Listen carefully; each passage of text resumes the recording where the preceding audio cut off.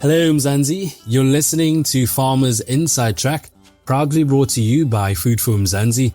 Officially, this is the world's best podcast for 2024 as awarded by One IFRA, the global organization for the world's press. I'm your host, Duncan Masiwa, and welcome to this episode powered by Molatek. Now in this episode, we dive deep into the role of phosphate supplementation for beef cattle and sheep grazing on greenfield pastures. And who better to help us unpack this topic than Neale White, Technical Sales Advisor at Molatek. Neale, thank you so much for joining us and having this conversation with us. Thank you, Duncan. Thank you for the invite. It's a pleasure to be with you. Fantastic. Now we're talking phosphate supplementation in the summer for beef cattle and sheep on greenfield pastures. Maybe setting the scene for us. Why is phosphate supplementation essential? Duncan, phosphate in summer on greenfield ensures optimal production and reproduction in sheep and cattle. So this essentially means that it's linked to weight gain and calving percentage. The dry material of the animal increases by 25%. Not only that, but their body weight at calving also increases by 15%. So with proper phosphate supplementation, we see daily weight gain that can increase by as much as 130 grams to 320 grams per day. And essentially what this means is that the animals utilize their energy in the veldt a lot more effectively than without phosphate. Neale, that's quite a compelling case for phosphate supplementation. It sounds that without it, not only can we see lower calving percentages, but also reduced weight gain and overall herd productivity. And it brings me to my next question. What happens during a phosphate deficiency in sheep and cattle?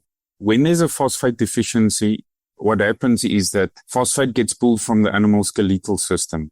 And what happens then is not only phosphate gets affected, but then calcium and magnesium as well. So the phosphate deficiency in total causes shortages in other macro and micro minerals and then ends up in metabolic disorders in the animal. So then what is the correct phosphate intake of cattle and sheep per day? The correct intakes of phosphate, if I can start with sheep, will be ewes that are not in lamb will be 1 to 2 grams per day. And ewes that are late pregnant or lactating with lambs is 3 to 4 grams of phosphate per day. And then moving on to cattle, cows that are not in calf, 6 grams of phosphate per day.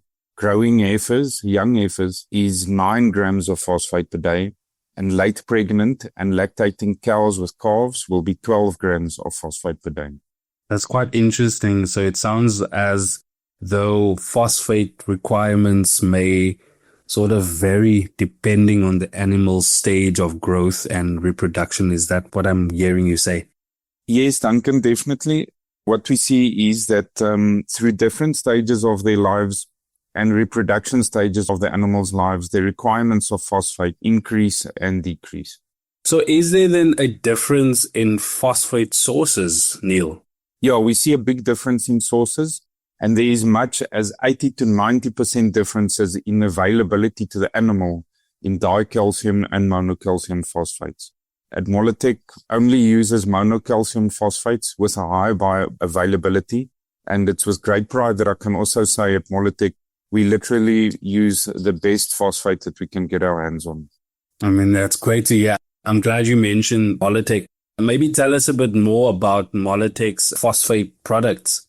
We have essentially 2 products that we use as phosphate sources. So the Molatek Phoslick is a lick supplement that provides phosphate and 7 trace minerals as well as protein. And then we have the Molatek Phosblock, which is a weather and rain resistant block providing phosphate and trace minerals. Both of these products stimulate ovulation rates and they improve calving and lambing percentages. And then what we see as well then is that we see the improvement of energy utilization of greenfield and pastures. That was, of course, Neale White, Technical Sales Advisor at Molatek. You can read more on this topic by visiting www.foodformzansi.co.za. Remember to subscribe to our podcast on your favorite platform so you never miss any of the episodes. From me, Duncan Masiwa, our technical producer, Megan van der Vent, and the rest of #Team Food for Mzansi, thanks for listening.